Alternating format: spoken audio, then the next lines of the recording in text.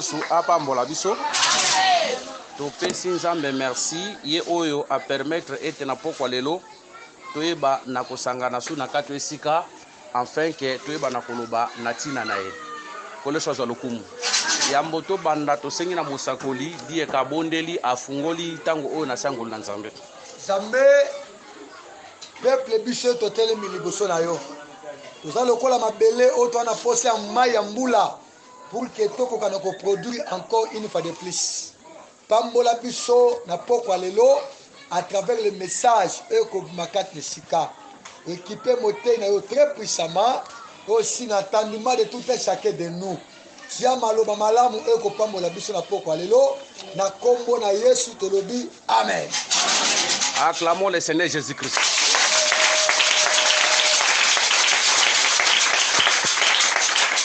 Gloire à Dieu, tozu Bible na sona mukanda ya Genèse chapitre 14.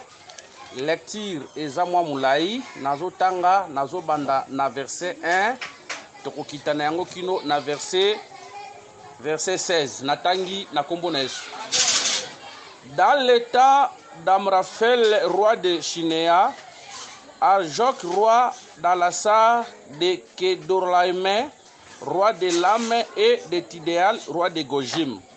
Ils arriva qu'ils firent la guerre à Béra roi de Sodome, à Barsha, roi de Gomorre, à Shinéa, roi d'Amdam, à Shinéaber, roi de Cheboïm, et au roi de Béla qui est Tchoar. Ces derniers s'assemblèrent tous dans la vallée de Siddim, qui est la mer Salée. Pendant 12 ans, ils avaient été soumis à Kedorlaïmé, et la 13e année, ils étaient révoltés. Mais la 14e année, Kedorlaïmé et les rois qui étaient avec lui se mirent en marche et ils bâtirent les Raphaïm à Ashtéroth, Karaïm, les Ouzim, à Aram, les Zimim, Nakiti, Nazui, verset, s'il vous plaît, Nazui, verset 9. Contre Kedorlaïmé, roi de Lam, Tidéal, roi de Gojim, Amraphel, roi de Shinéa, et Arjok, roi de Lazare, 4 rois contre 5.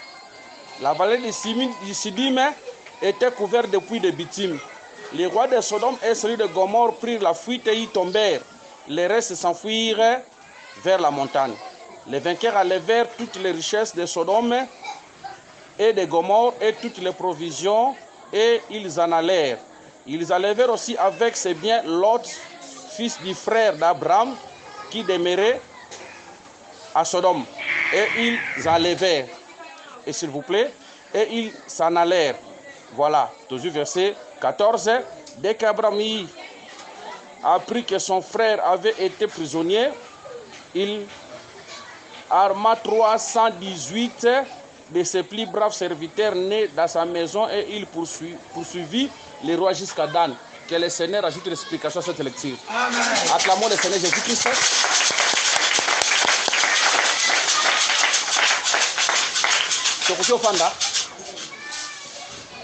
Gloire au Seigneur. Nzambe azwa lokumu ye oyo a permettre ete malakisi oyo eyeba na kosalama.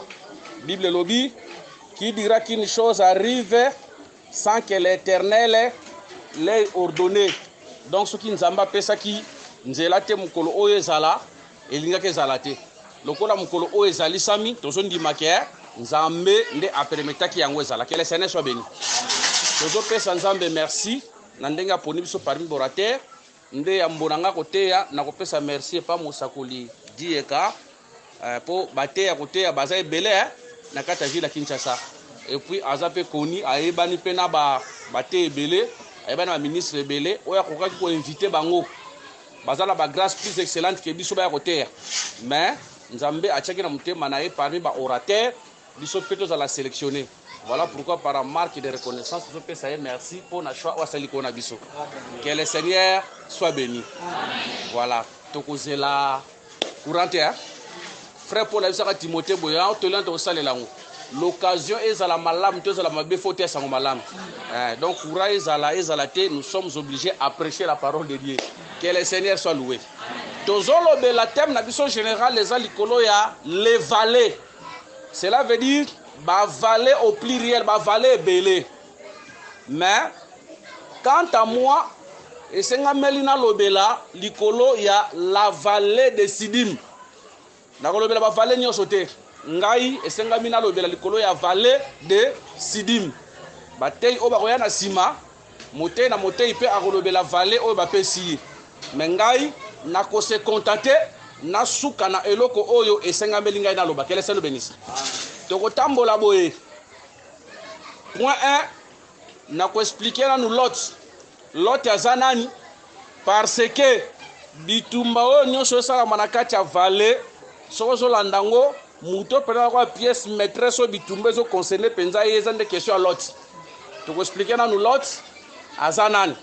Après tokotalisa mpe les 4 rois parce que batalisi oyo bitumba ezalaki entre les 4 rois et les 5 rois. Donc na point mibale il faut to expliquer peuple en Nzambe ba 4 rois wana baza banani o bazalaki lokola ba ennemi. Après na point 3 tokoyeba kosimba les 5 rois oyo bazalaki na ngambu ya Lot oyo babundaki na les 4 rois mais bazalaki les 5 bazalaki incapable. Faut to expliquer pe les 5 rois wana. Na 4e point nde tokoya kosimba vallée de Sidim yango pena o temba pesi biso. Tokosimba siko vallée de Sidim wana. Na 5e point tokosimba intervention ya Abraham bien que tokosimba ngo penza ebelete parce que point o ba pesinga fona lo bande la vallée de Sidim. Que le Seigneur bénisse. Nde na suka tokozala na exhortation et pesa biso nzela ya kobondela.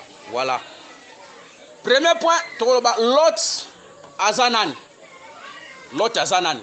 Parce que bitumba oyo eza ko se passer tolobi ke mutu aza na base concernant bitumba oyo tozomona nde Lot. Nde to expliquer Lot azanani. Sans plus tarder, ce que n'a expliqué Lot nakokende na Genèse chapitre 14 esika tozali. Que le Seigneur nous bénisse. Ce qui tolobi to expliquer Lot. Lot azanani. Oh, kono sema mbola biso? Amen. Kono sema mbola biso? Amen. Voilà. To betele so suma boko.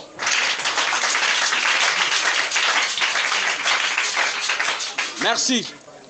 Lot azanani. Ce qui n'a joué Genèse chapitre 14 verset 14 réponse zawana. Bible zoloba. Tango Abraham ayoki kendeko na ye Lot. Bakanga kiye.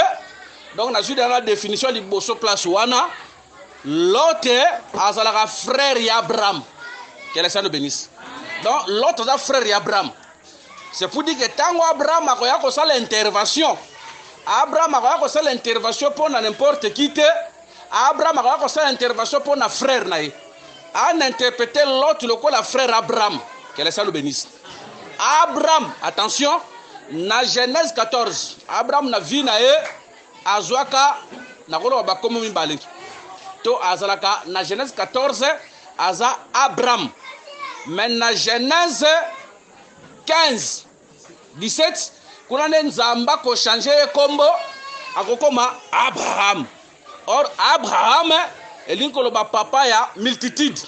Mais tandis que Abraham elinkolo ba père élevé. Que le Seigneur nous bénisse.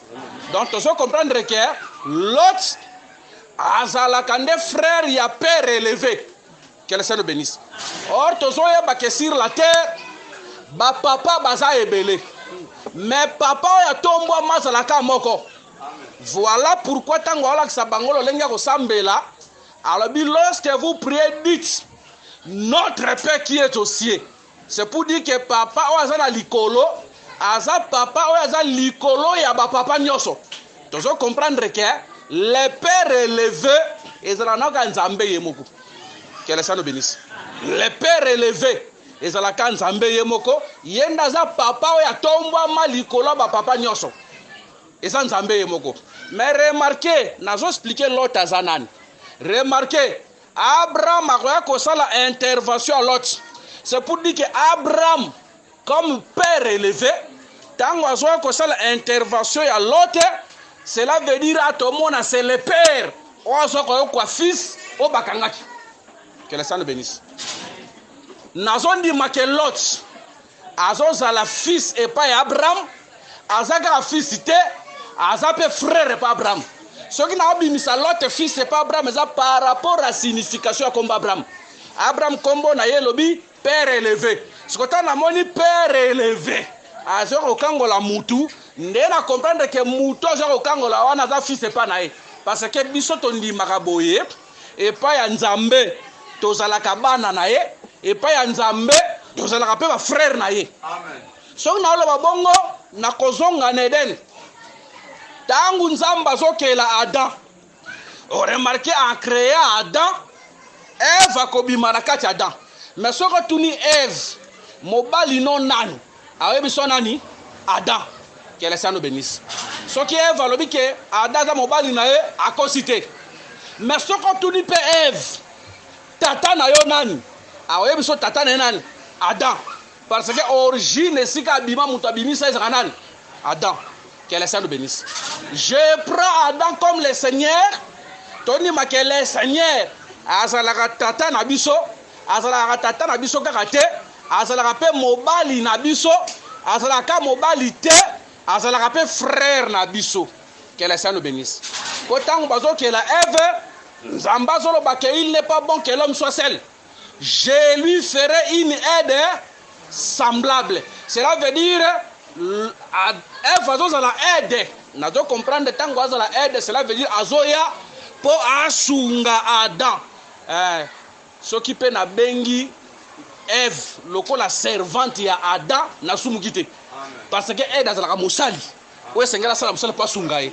Ya onto bi ke Nzambe biso zala ba serviteur na e. Biso zala bana na e. To zala ba sali na e, to zala mwasi na e, to zala ba ndeko na e.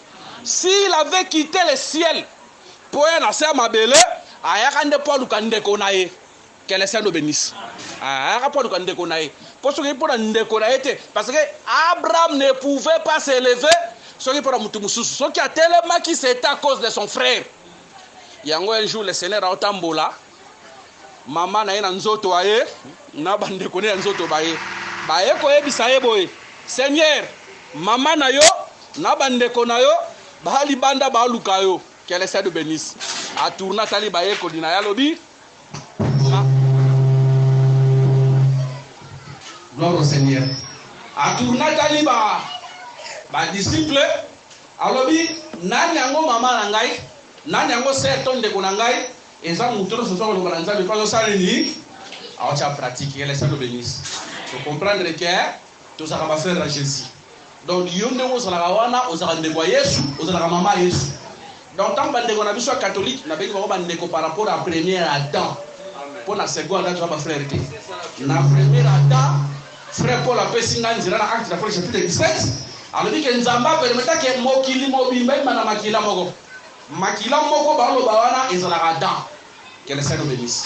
Donc tant que ndeko na biso wana basambela ka Marie, en vérité basambela ka ndé yo ça le savoir. Pour maman Yesu ezala you. Que le Seigneur bénisse. Maman Yesu ndeko Yesu ezala biso ndeko sanganya. Que le Seigneur bénisse. Yango remarqué quand c'est kui Maria monde ngasi bisali aussi bangana onte allez dire à mes frères. Que le Seigneur bénisse. Tous on dit maintenant que l'autre quand on a fait cette explication là sur bimi batuni qui l'autre zala nali pombono so répondre que l'autre de la frère Abraham. Or Abraham wana zala ki ombre azala père élevé à solote les pères élevés zala Nzambe bogo. L'autre wana za yo nanga autre ba frère ya kolo, c'est pour nous qu'il était venu. Que le Seigneur nous bénisse. Mais remarquez, on peut remarquer pour tout ça dans la vallée de Sidim, on peut remarquer que bitumbe kole kanakati ya vallée ya Sidim. Vallée ya Sidim par dit autrement, la mer salée. Et ça vallée, et ça fait la mer salée. Que le Seigneur bénisse. Donc il faut expliquer pourquoi et ça vallée, pourquoi ça mer salée. Que le Seigneur bénisse. Mais il y a beaucoup de les 4 rois. Basangani Boba Boundissa, combien de rois? 5 rois. Les 4 rois, Basangaki comme les ennemis. Basangaki pour l'autre. Mais les 5 rois, Basangaki les ennemis, les 5 rois, Babaka Boundranga Monan, il y a l'autre. Que les Seigneur nous bénisse. Que les Seigneur nous bénisse. Tozui Mukanda ya Colossiens, chapitre 1, verset 16. Colossiens chapitre 1 verset 16. Tozuluka écriture mongo kuna pour exception zela ya otambola. Colossiens chapitre 1 verset 16. Natangi na kombonezo. Il est écrit car en lui ont été créées toutes choses. Les choses qui sont dans les cieux et sur la terre. Les visibles et les invisibles, trône, dignité, domination, autorité, tout a été créé par lui et pour lui. Que le Seigneur bénisse. Balobi si a frère pour lobby, nyonso ekelama ke pa inaye e ko naye. Na bende écriture pour le baké, soki nyonso ekelama ka e pa naye pe ko naye, c'est pour dire que ba chiffre nyonso ekelama ka e pa ya nzambe pe za ya nzambe. Ko se mambo la biso. Satan azana chiffre ke na Bible. Ba chiffre nyonso ezaka ya nzambe. Mais yelo ko la imitateur ayaka ndeko imité o nzambe azwaka kele salo bénisse nzambe azalaka lion yebe aimitaka kele salo bénisse 1 Pierre chapitre 5 verset 8 la Bible dit veillez soyez sobre car votre adversaire le diable rôde tout autour de vous comme un lion kele salo bénisse azon so pe fort menani mais aza vrai lion le véritable lion c'est le Seigneur Jésus-Christ. Pour ça, on la mission. Tozondi maboye, ataba kotali sabiso yeke les serpents anciens dans Apocalypse, mais ça les vrais serpents. Les vrais serpents c'est le Seigneur Yemogo. Yango a sa Nicodème, comme Moïse éleva les serpents dans le désert, de même le Fils de l'homme sera élevé. Tant oiseau va comme le Seigneur va kenga dans sa nyoka. C'est pour dire que c'est lui qui est le véritable serpent. Oh, que le Seigneur bénisse. Yango liboso Pharaon, bachaka banyoka ya Pharaon, na banyoka ya nani? Banyoka te na nyoka. Que le Seigneur bénisse. Nyoka moko oya Moïse akomela banyoka banani? Les rappels du Tumbekuluso, là où le Seigneur avait dédié les autorités, les dominations, quand on dit Makakolia, les rappels qu'on domine. C'est dans Daniel chapitre 16. On va dire que la 4e bête. Qui extraordinaire, abandaki kolia, abandaki kobrise kolia, on sa kolia, poete kolia, on a ko dominer. Quelle ça bénisse. Na zone de l'ité nangai pour dire que nyonso ke la maka pa nzambe pour nzambe, c'est pour dire que va chiffre nyonso. Et ça kana premièrement ya nzambe yego.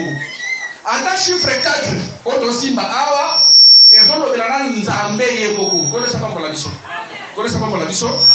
Pour toka batte muso bazo tia ba biomoni exemple chiffre 6. On dit chiffre 6. Et dans le chiffre nzambe te, et dans le chiffre Satan son moteur te ngo ate mabe. Pour ton limarake, premier jour, deuxième, troisième, quatrième, cinquième mutozala te.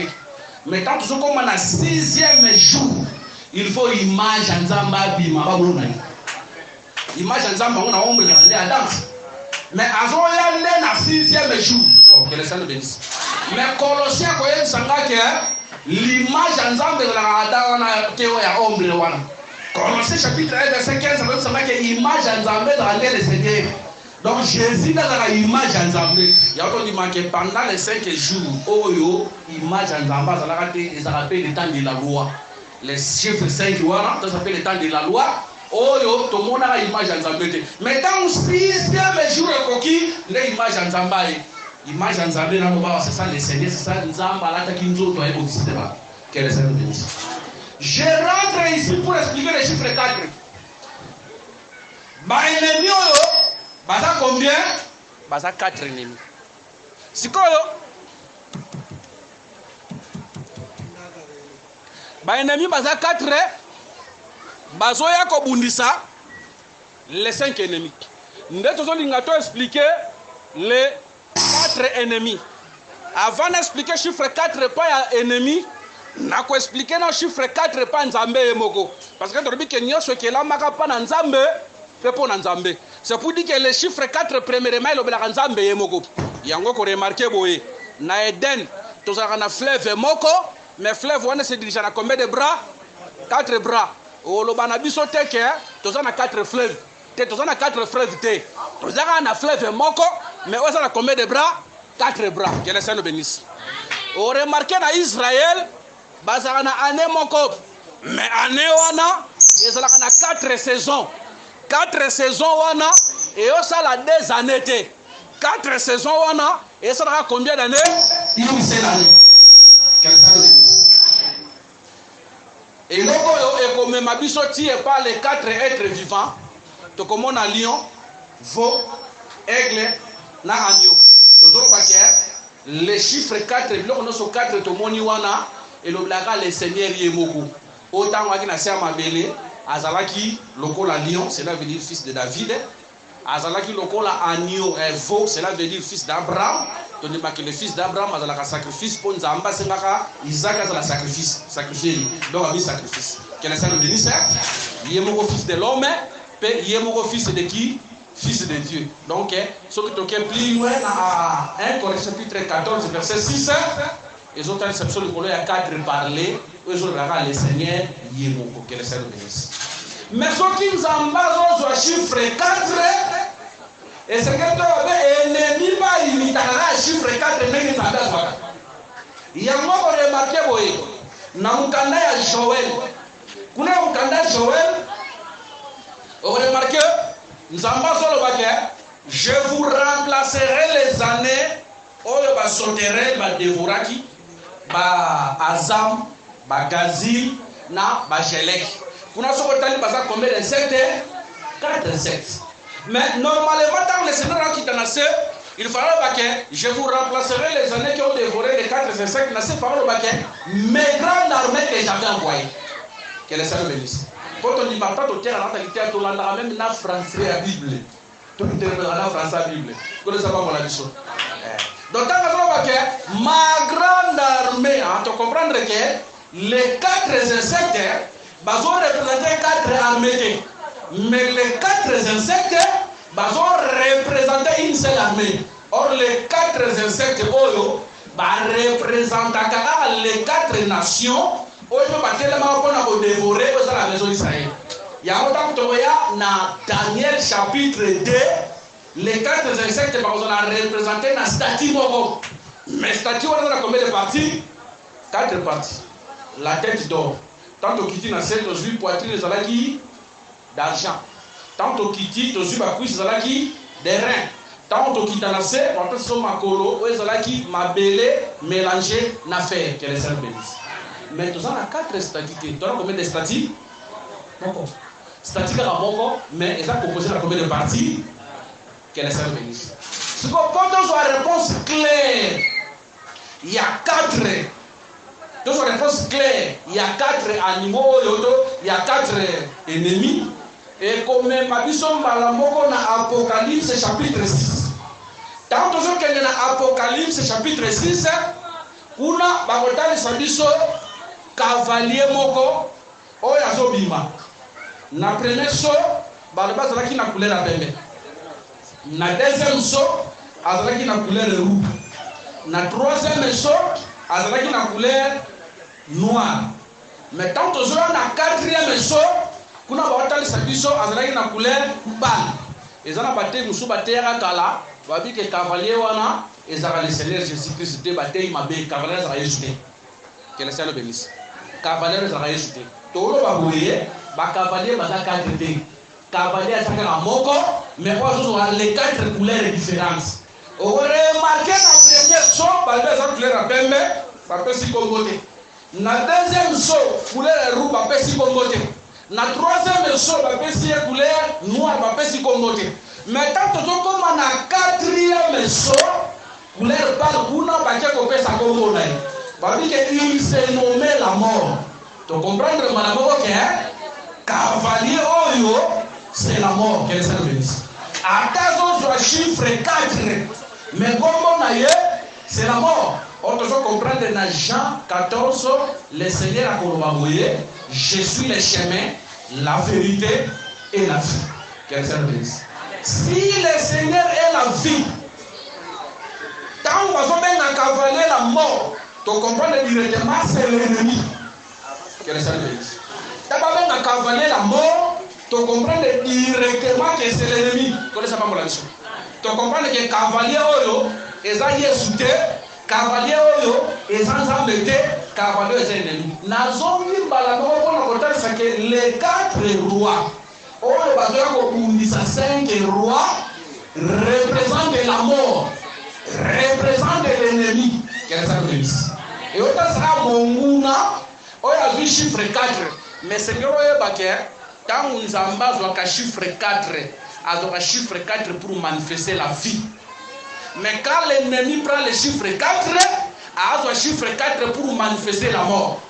Quand le Seigneur prend le chiffre 4, a un chiffre 4 pour manifester la délivrance, pour manifester le salut. Mais quand l'ennemi prend le chiffre 4, a un pour manifester la destruction, l'emprisonnement. Ce que nous avons raisonné. Vous remarquez, dans le champ de bataille, dans 1 Samuel chapitre 17, les 3 frères de David étaient dans le champ de bataille.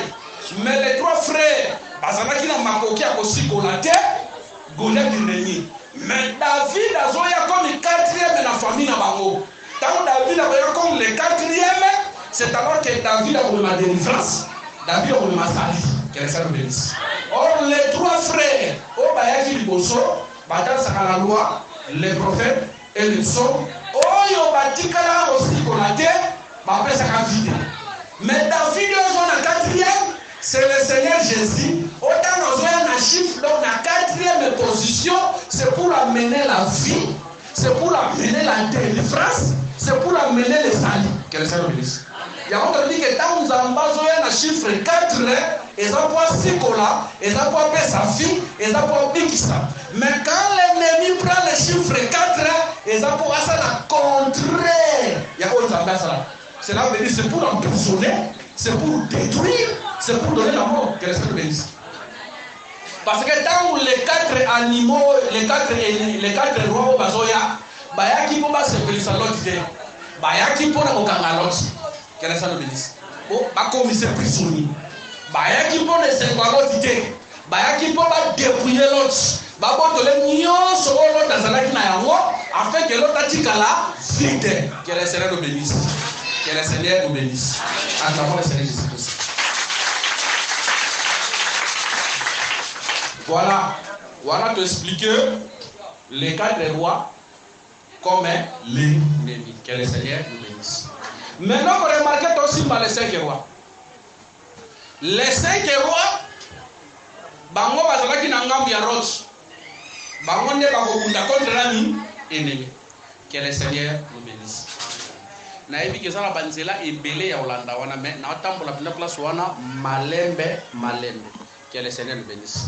Tu dis que évangile na biso ezaka ba couleur ebele. Eza bon hein? Voilà. Les 5 rois oyo nazo bandana ko expliquer bango lokola les 5 livres de Moïse. Quand nazo mona les 5 livres de Moïse, Genèse, Exode, Lévitique et Nombre, Deutéronome.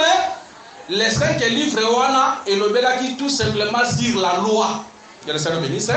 C'est pour dire que les 5 rois nakoki ko interpréter bango pe comme mobeko. Parce que les 5 rois bazalaki wana pour défendre l'autre, pour garder l'autre. Que le Seigneur bénisse. Mais molimo santa kolobela biso na nzela frère Paul Mouri. Avant que la voix vienne, nous étions tous gardés sous la loi. C'est pour dire que Mobeko est un gardien Mobimba, ou est battu la peuple dans cette alliance qui est le bénisse. Mais à ta battu la peuple, mais à battu la peuple malade. À ça, on a ma copie pour battre la peuple, qui est le Seigneur bénisse. Qui est le Seigneur bénisse. Donc, ceux qui ont interprété les 5 rois comme les 5 livres de Moïse, n'a bimisi Mobeko place wana na sumugité. Pour frère Paul n'a pas signé là, qui est le Seigneur bénisse. Frère Paul n'a pas signé là, qui est il y a mon ya to kondime ya Mobeko da battre là. Pour le savoir la question. yango remarqué yambo le Seigneur aya akukuta 2 disciples oyo bazalaka epa ya Jean-Baptiste. Mais quand Jean-Baptiste a moni le Seigneur, a dit voici l'agneau de Dieu qui ôte les péchés du monde. N'a dit qu'il était dans ma paramètre mêlé. Mais les 2 disciples, quand a moni le Seigneur ailleurs, il faut bâtir qu'à Jean-Baptiste n'est pas dans le Seigneur. Jean-Baptiste a connu ça hier, c'est un problème. Parce que Jean-Baptiste a dit que les communes ont dit que ceux qui vont porter à mourir dans la bouche, ils ont su comment battre la parole à ça. Ceux qui m'ont collé la parole, mon ami, à récupérer ma parole dans son parole. Donc, il m'a dit que après le péché a été perdu, il a remarqué que Moïse a un père à manière de battre provisoirement. Mais lorsque vous collez, quand le Seigneur était venu, il faut que tu aies Jean-Baptiste pour la aujourd'hui, nous sommes au temps de la grâce. Voilà pourquoi nous devons interpréter la loi, que le Seigneur bénisse. Parce que ce n'est plus le temps de la loi, nous devons interpréter la loi parce que le Seigneur était venu. Mais Kéma, ton dimarake, tant Israël a joué comme un belé, que le Seigneur bénisse. Tant Israël a joué comme un belé, ton dimarake, Gad sera premier, Rida sera premier, na Manasseh sera premier. Par contre, je vais jouer comme un belé, na Gabani. Avant le tracteur résident, à côté à Orient. Si vous avez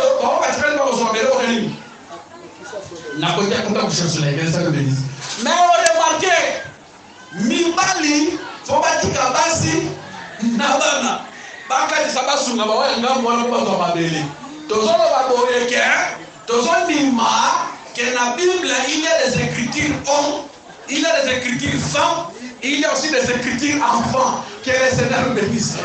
Ça, ce sont les écritures femmes et enfants. Mais Mibali, ça, elles ont les écritures hommes. C'est pour dire que les gens ma commune fait quand ils sont la nouvelle alliance. Le bon a l'ensemble au long la moitié. Le bon a coquille au long la moitié. Moteur à qui la raté à la Chanel. Moteur à Samuel la raté à la Chanel. Pour plusieurs prédicateurs, vous savez, Jésus-Christ avait déjà gêné pour nous comprendre que l'église a monté dans notre était. Parce que nous avons si vous avez dit que ton sang est là, ton qui l'a dit, yes, sang est là, mais frère Paul a lobby que j'étais dans des jeûnes multipliés, dans des prières. Au lieu d'interpréter jeûne à Paul, au lieu d'interpréter prière à Paul, je ne suis pas parmi ceux qui interprètent les épîtres. Naomi m'a prié, les a priés, j'aime les a gênés. Que les saints nous bénissent. Prier les a priés, j'aime les a gênés. Qu'on ne sache pas pour la mission. N'a interprété les 5 rois. Voilà la mission pour la mobile. Que les saints nous bénissent. Ah, voilà, je vous dis. Voilà que nous trouvons mal. Qu'on ne sache pas pour la mission. Mais dans le sous-caractère qu'on présentait les 5 héros, n'a pas acheté mon poulet. Que les saints nous bénissent. Quand on a changé les 5 héros coulés, awa n'a pas obligé n'a benda prophète Michel. Pour prophète Michel, n'a pas notre Seigneur pas contre dans le sambo ya sambe la biso. Je suis prophète Michel yaka, ils ont problème de. Que les saints nous bénissent. Là nous sommes dans le livre de 1 roi chapitre 22 verset 17. 1 roi chapitre 22 verset 17. Totani na Kombo na Yesu. Et comment il dit? Michel répondit, je vois tout Israël dispersé sur les montagnes comme des brebis qui n'ont point de brebis. Et l'Éternel dit, ces gens n'ont point de maître, que chacun retourne en paix dans sa maison. Que le Seigneur bénisse. Ah, cette question, il y a mort, il y a cap. Tant Wakab, il y a des Bitumba. Bazalaki na roi Josaphat. Roi Ebisie, Josaphat Ebisie toke ne bitumba. Est-ce que on a prophète monté au hasard truc au consulter nzambe nzela na ye? Babeli Michel. Tant Michel liboso alobi ndenge mona ba faux prophète wana. Mais après Michel so la boye. Nazomo na Israël ba so la disperser likolo ya ngomba comme des brebis. Oyo bazana bergete akiti. Alors, comme des brebis, oh, yo basana maître. Oh, que le Seigneur bénisse. So, tant que son baboye, azolo belende liwa ya nani liwa ya roi. Ah, to comprendre que roi azala berger, roi azala maître. Quel est ça le bénisse? Ce qu'il a interprété déjà roi logo la berger et là on va penser que les 5 rois représentent aussi les 5 bergers. Oh, quel est ça le bénisse? Nana sous basement écriture le bénisse n'a pas que roi azala berger. Connaissez pas la mission? C'est pour dire que les 5 rois vont représenter les bergers. Connaissez pas la mission? Mais berger azanani. Pour bien la changer couleur hein. Na longoli bango 5 na comme beko na so sikoyo les 5 oyo comme les bergers. Oh, soko ke na mukanda ya Michée Osée chapitre 12 verset 14. Kuna Bible zoloba c'est par un prophète que Israël a été délivré, par un prophète Israël a été gardé. Na comprendre que ba prophète peut ba gardien. Ah, je comprends aussi que les 5 bergers représentent aussi tous les prophètes de la Alliance. Que le Seigneur bénisse. Now aussi, parmi les bergers, le prophète dans cette alliance. Bon, les gardiens, oui, c'est quelqu'un qui va battre le peuple. Mais attention, les gardiens, mais qui va combattre les fatigués. Les gardiens sont rotés. On va combattre la terre. Que le Seigneur bénisse. Que le Seigneur bénisse. Acclamons le Seigneur Jésus-Christ. Awa tokyo lega na nuboete abato lega awa to fungula parenthèse doctrine pona olobake okoki kozana Kinshasa ndenge oza awa osambela na assemblée sipozo sambela si un pasteur lokola bana ya ndako awa bozana pasteur oyo aza berger oyo aza papa na bino le prophète Bieka ozoka ngai mais soko déplacer oke na mboka moko songolo avant okende na mboka wana et avant comme na assemblée moko songolo sambela il faut obondela nzambe atindika yo kende ko sambela epa ya un bon berger po moteli nyonso aza berger ya malamu te atokona bazalaki ba berger mais incapable de défendre notre. Nous avons des prédicateurs lelo babenge ministre po lelo ba kusuka ko ko zango ya kopi apesi taba pour bâtir ma boue. Quel est ce que je dis? On m'a dit que on va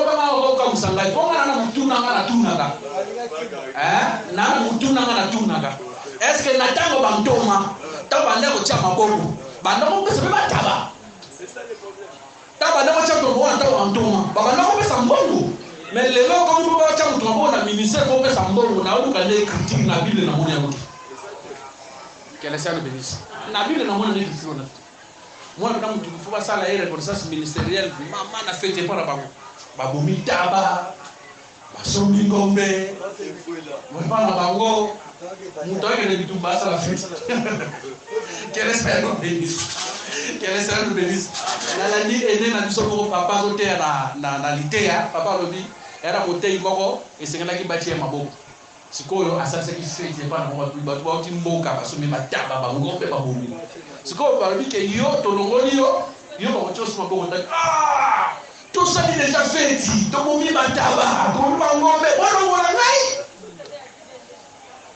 Quel est le bénisse?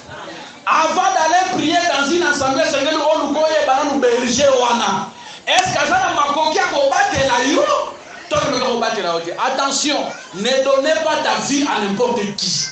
Moutouna soit bien ministre, avant ministre. Je répète pour dire que Belé va jouer un bon Yacob. Nakata ministre, ministre, Nzambe, Nzamba, Yebi. Babinde, Bayebi. Voilà pourquoi pour la il faut faire les dons de la prophétie et intervenir. On ne peut pas imposer des mains à n'importe qui. École comme le qu'on appelle l'école T. Ok, le peuple le hôtel, osons répéter, cela ne veut pas dire que tu es ministre. Un ministre n'a la connaissance bien sûr. Mais attention, connaissance aux yeux et péché au ministère. Quel est le Seigneur le bénisse? Quel est le Seigneur le bénisse? J'aime le Seigneur. Naja 17. Tant que ce ministère nae, Azolinga Kende. Naja 17 verset 11. Yoka le Seigneur. Père, garde-les en ton nom. Ah, c'est là pour dire qu'un gardien abat la limbota na Congo. Abat la peuple na stratégie. Moupaka na uti mukili. ayebi na nzambe te ayekaka lelo lokola aza na mbongo ebele bakobati kese église bopesi auti na mokili anobeta gitare makasi epa were epa jibe aye lelo abongana motema te kozwi gitare solo bopesi naki bopagani nyonso abobeta makambo nzambe ezalaka bongo te. Il y a des procédures à suivre. Il y a des procédures à suivre. Et là, quand on a assemblée, et ça stratégique. Et là, quand on a assemblée, c'est le nom. Or, en Apocalypse 19, pour la ce sont les noms, c'est la parole. C'est pour dire que, et là, on va battre la peuple, c'est la parole. Un ministre doit garder le peuple par la parole. Mais ceux qui ministrent, il y a beaucoup d'habilité à éviter. Bon, il y a ma moté, mais si on a l'habilité à moté, à vous numéro 5 000. Quel est ça le bénisse? Voilà pourquoi, avant semble dans une assemblée, on semble n'importe où. Et ça n'a pas toi bien dit, bango berger, mais arrêtez, ça n'est berger. Berger, faut ça la macasse na likomi. Non seulement la likomi, ah, ça la même macasse na bitumba ya kolimo. Pour il y a d'autres choses, il y a nanzela enseignement à Burundi. Il y a aussi d'autres choses, il y a nanzela à Molimo. Nous avons des ministres, ça dit, il y a un ministre de la raté, à génératé, et ça la raté. Ceux qui vont ressembler là, après se communiquer, il y a la ligne. Et ça la raté. Et ça la raté. Un ministre doit être le modèle de troupeau. Au PC, on ne pas gêner, il y aura un an aux olianos. Au baptême de la chambre, au PC, on va matériel à la maison. Il y aura gêné, il y aura rien. On va passer la ligne, parce qu'il y aura gentil.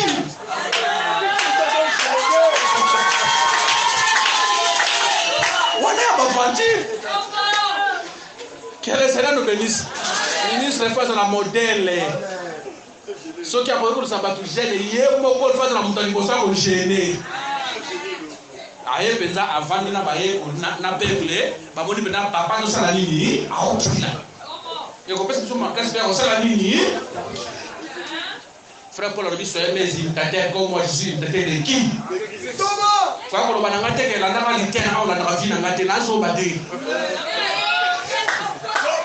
o landa ka litena o landa ka vina ngate te wana awate to ko landa na litena na fi papa la bisi Timothée au moment qui Constance Nangaï, c'est pour dire que Paul ne devait pas Timothée pour éliminer la réalité, à éliminer la marche à Danae. Quel est ce que vous après les aider. Mango bébé, ça mango au sein de la tête. La berger belé, la faux berger, incapable de protéger le peuple. Gloire soit à la Dieu. Sauf Moïse. Le rôle a berger, aujourd'hui nous avons les bons bergers qui est le Seigneur Jésus-Christ.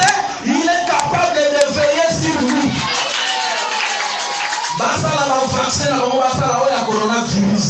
Nous avons un berger qui nous protégera contre cet antichrist. C'est comme le vaccin avant. Quel est le Seigneur de Dieu? Ils ont expliqué les 5 rois, le rôle a berger, qu'on ne soit pas pour la vie. Mais là, remarquez, et là, pour les autres, ce qu'on a que le comment la vallée, ce qu'on remarque, les 4 rois, quand on va faire les 5 rois, les 5 rois, qui est incapable, il y a les 4 rois. Basalini,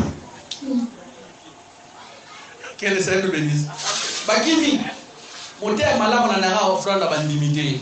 Attends, mon numéro d'hôpital, on l'a mis à l'hôpital. Ata mon libère couvrir ya olane so ta couvrir ezaka ati hotel ma na shore kama wa pesa ngambo so ba libère na problème au kenda raté faux berger o Holanda ina problème sana. Quel est le Seigneur bénisse? Jean chapitre 10 verset 11 à 13. Nous sommes montés à voyager, quand on a voyagé, il y a tout dans offrande comme combien de caisses. Il y a tout dans la fidélité. Maman telle aya est allée pour tout. Groupe intercession comme la malade est allée pour tout. Et ça va dire bon ça combien? Et ça l'a raté. Que le Seigneur bénisse. Et ça l'a raté. C'est que grave au tiki mutozo tea, atika na kat ensemble au tiki les basia, base d'information, ba yisa. Wani comme rapport na yo boutique na yo wani fait manzambete. Wana manzambete. Jean chapitre 10 verset 11 à 13 OK bam. Jean chapitre 10, verset 11 à 13. La Bible dit ceci. Bon, Jean 10, 11 à 13. Les voleurs ne viennent que pour dérober. Dans le verset 11. Je suis le bon berger. Le bon berger donne sa vie pour ses brebis. Il y aura au verset 12. Mais les mercenaires, les mercenaires,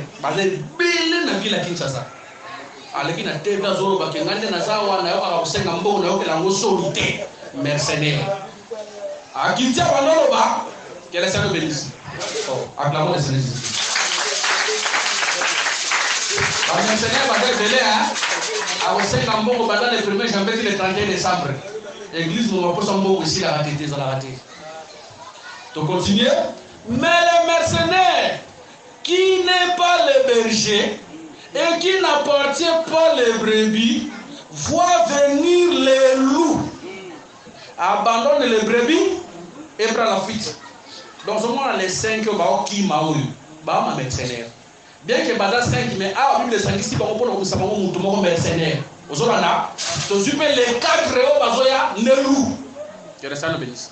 Donc, les 4 comme les loups, les 5 comme les mercenaires. Que le Seigneur bénisse. C'est pour dire que mercenaires, à ça, on m'a coqué au bout de louter. Ce qu'on a dit loup, il fait sa ligne. Nous sommes à Moïse. Moïse avait besoin de délivrer Israël, mais devant Pharaon, il faut pour Tambangwakima. C'est pour dire que Moïse était incapable de combattre contre Pharaon. Il y a un oiseau qui m'a. Mercenaire. À ce que Moïse, qui est le Seigneur bénisse, qui est incapable de protéger le peuple devant l'ennemi. Connaissez-vous la mission? Mais aujourd'hui, le Seigneur Jésus-Christ, c'est lui qui est le bon berger, c'est lui qui nous protège, c'est lui qui nous défend. Que le Seigneur nous bénisse. Il y a un boutou, Zarana Kimia, Lana Kimia, parce que le Seigneur, ton Dieu, est ton berger, est ton protecteur, est ton gardien. Ma prière aussi, que ça, encore pour la service, en réalité, personne ne peut te toucher, parce que c'est lui qui est en toi, et plus puissant que c'est lui qui est dans le monde.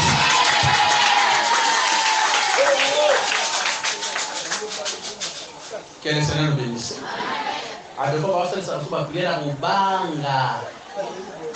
Que le Seigneur nous bénisse. Connaissez pas pour la mission. Maintenant aussi ma parler. Thème n'angane yangwa. Bitumba. Que le Seigneur nous bénisse. Boyi qui n'angane plus que ça faut n'angane ou reste la guide la balade n'a retard. Que le Seigneur nous bénisse. Acclamons le Seigneur Jésus. Ok, là on a respecté ordre à monter, mais il faut une action qui demande la retard pour la faute à courant. Que le Seigneur nous bénisse. Maintenant, remarquez, Bitou Mezalaki n'a qu'à cavaler. Pour aller à Bundaki. N'a pas sa définition du colloque à valer. N'a pas sa définition à valer pour le dictionnaire. Et puis n'a pas sa définition à valer pour le s'appelle l'icalisation de la Maboum. Que le Seigneur nous bénisse. Ok, n'a aussi Mbappé dictionnaire. Selon dictionnaire, valet zali, espace resserré entre deux ou plusieurs montagnes. Voilà, dictionnaire de ce qui est valet et zalaka, espace de katikati ya bangoma mi valet, to bangoma mi sato. Non il bon, quel sens bénisse. Voilà, pour envoyer la temps na kemba. Aujourd'hui, il est canissant zambe. Que le Seigneur. Psaume chapitre 23, verset 4.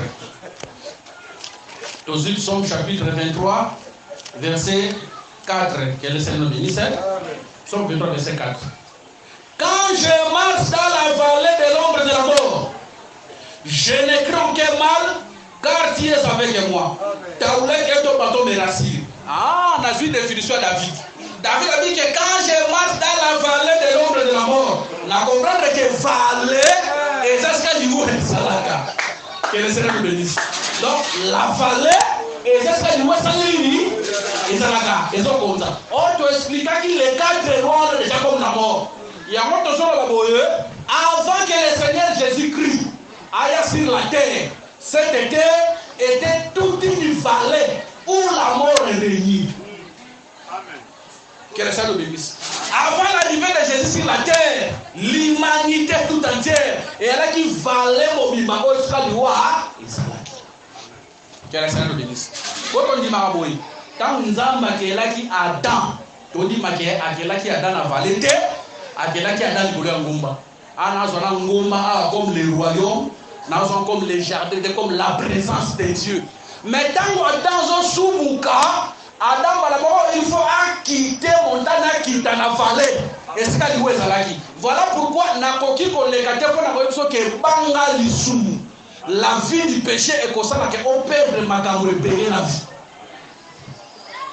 hein vient lisumu et comme ça qu'on abandonné position zalaki on se retrouve dans position ya baissement parce que quand je vois la vallée naona moi c'est quand on liwe zo régner naona moi c'est humiliation zo régner et c'est quand la mort est zo régner qu'est-ce que ça veut dire donc avant l'arrivée de Jésus l'humanité tout entière était tout une vallée de mort qu'est-ce que ça veut dire c'est le diable n'a pas qu'on régner alors ça nous bitumba wana so le kanakata vallée c'est pour dire que vallée wana zande mokili ou est-ce que bitumbe gars qui ça que le Seigneur bénisse na kokende penda ko simba vallée penza te na aspect penza le Seigneur ozo ki trakata ce jour de mort te na comme un aspect raté na zo simba donc vallée awa lokola mokili là où le combat s'est passé et c'est quand on diable là qui plus puissant plus fort qu'on est capable d'union que le Seigneur bénisse même dans les séjours de mort c'est lui qui règne toujours azo régner na mokili boye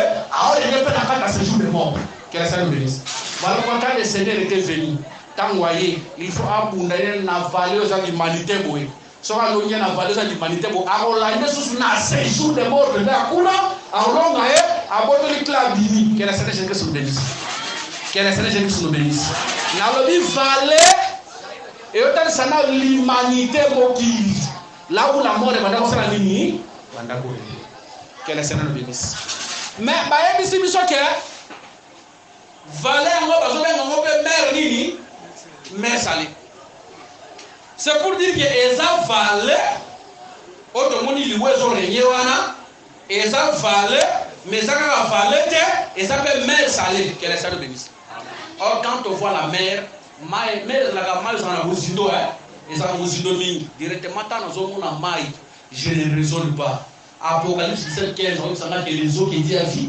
sont des fous des peuples et des langues na comprendre que la mer na valé ça est l'homme parce qu'on dit que valé on est bien appelé mer salée c'est ceux qui valaient comme l'humanité là où la mort régnait c'est pour dire que la mer ça veut dire l'humanité là où la mort est quel est le bénisse mais balobi que mer à moi de là qui na mungwa quel est le bénisse est-ce que mai ya mungwa ndako melango hein mai za na mungwa ko melango et ça na kuya leni quel est le bénisse et ça na kuya leni il y a mabe il y a bien été hein mungu nyoso na kata bible ezaka na sens positif te ezaka pe na sens négatif pour ce kotali na Juge chapitre 9 verset 45 babi Abimelech ayaki araser ville mobimba tango arazaki ville mobimba akundaki sel na kata ville tango akundi mungu na kata ville c'est pour dire que tango akundi mungu na kata ville mabele wana lebebi adoloni yosali et il m'a shooté. On a Juge chapitre 9 verset 5 et 45 quel est ça le bénisse voilà mon oiseau dans sens négatif quel est ça le bénisse to bénisse la mer comme l'humanité to son dit que après la mort l'homme avait perdu la vie après la s'il vous plaît après le péché d'Adam l'homme avait perdu quoi la vie après le péché d'Adam muto la qui soit agréable et poisson nzambe te akotaki na kuya mabe liboso nzambe quel est ça le bénisse quel est ça le bénisse mais il faut que sangai et sengo nakata bitumba wana ata les 5 bazalaki plus fort que les 4 et puis par lui boy les 5 qui tango bazo kima nakata vale wana ezalaki na mabulu n'est-ce pas tango bazo kima musuka kwa nakata mabulu n'est-ce pas musuka kima te bakela libolani libola ya montagne quel est ça le bénisse on dit makena c'est une alliance les montagnes ezalaki pe comme les prophètes au bazalaki pe lokola une ville de refuge mais bazalaki ville de refuge à solo quel est le bénisse parce que quand Abraham akoya barua o bakotaki na kata mabulu bakotaki na mabulu basala nini babimaki c'est pour dire que tozwa bapuko bakoyaki na ba vallée toujours na ba montagne toujours peu comme la loi et les prophètes o ezalaki pe comme ba protection peuple mais la protection solo de les seigneurs ils vont sur la pluie à solo les seigneurs ils vont sur la montagne à solo pour nous protéger. J'interprète Abraham comme le Seigneur Jésus-Christ ou yaki ko akangola Abraham akangola l'autre ou yakanga na kata nini na emprisonnement ya munguna que le Seigneur Jésus-Christ bénisse. Na kosuki sa exhortation pour ta na siri pour na koloba boye fallait ezasika humiliation ezasika kufezali. Peut-être la fois qu'on le nom yo pende ozawa ozana kaya fallait que le Seigneur bénisse. Peut-être tu es là tu pries mais peut-être lorsqu'on fallait le roi la place c'est humiliation le roi la place c'est soni place où munguna la domination du colère à Moudou. Il y a plusieurs familles qui plaident au bas na domination ennemie au bas na humiliation na kata famille il pas les actes bino nyonso po ba la bino faut pas secteur au secteur na kata famille vina malonge zate na kata famille mutoto muto azate tout le monde dominé dans une vallée. Mais j'ai une bonne nouvelle pour toi ce soir. Je te dis que Jésus-Christ est capable de relever ta situation. Jésus-Christ est capable de relever ta situation. Jésus-Christ est capable de relever son musala. Jésus-Christ est capable de délivrer ta maladie. Jésus-Christ est capable de tout. Que le Seigneur nous bénisse. Nous n'allons sur la yo avec Jésus-Christ aucun de nous sera. Soki balobaki ke okende musika te ondimela yango te mutu adeklara bango za nzambe te za mutu peu importe ekolo ozali ozala muluba na nzoto okuyaka etali ngai te nayebi ke muliyaka za nzambe te muluba za nzambe te musuku za nzambe te mungala za nzambe te. Si il t'avait maudit Jésus-Christ ce soir te bénit. Soki bakimisaki yo Jésus-Christ ce soir asimbola loboko aokimisala kata vale. Jésus-Christ, avant Zambolo, ayant que si la batou a échoué. Oh, docteur, on dit que n'a pas de docteur Zanani. Yo sommes mon ami, je suis tabawana ou tabawana ou tabate. Yo sommes mon ami, je suis fourmi ou tabate. Yo sommes mon ami, je suis césarienne. On est pas césarienne. Est-ce que ce soit l'ensemble, ce soit pas l'ensemble, ce soit de l'ensemble, à bord de la sang césarienne. Je te dis que tu affronteras sa césarienne avant les deux. Oh, bah, Jackie, nous ne valons pas, on va la terre, on va la tombe de Jésus-Christ. Oh, bah, Jackie, nous ne valons pas, on va la terre qui va travailler dans les Jésus. Oh, bah, Jackie, nous va voyager, ça veut dire qu'il va voyager dans les Jésus. J'aime Jésus. Le oui de Dieu reste oui. Le non de Dieu reste non. Personne ne peut changer le oui de Dieu à non. Personne ne peut changer le non de Dieu à oui. Oh, on va la Bakiuka, Jésus-Christ est capable de te bénir. Jésus-Christ est capable de te lever. Jésus-Christ est capable de te restaurer. Que ta foi soit placée en Jésus. Tiens, on va te dire ta famille, ils sont dans ton moment, ça te dit dans ton moment. Yes, ça te moment dans la famille. On a ta famille, ils sont dans la mouture. Mouture, ils sont Lucas. Yes, ça va mouture. Nakata federation bate et on bandandenge et on soute la dernière ça c'est une question de païen et on bandandenge et on soute la dernière il est le commencement et la fin il est le premier et le dernier ne te pose pas beaucoup de questions c'est Jésus qui va commencer et c'est Jésus qui va finir. Que le Seigneur Jésus-Christ se bénisse. Acclamons le Seigneur pour son frère.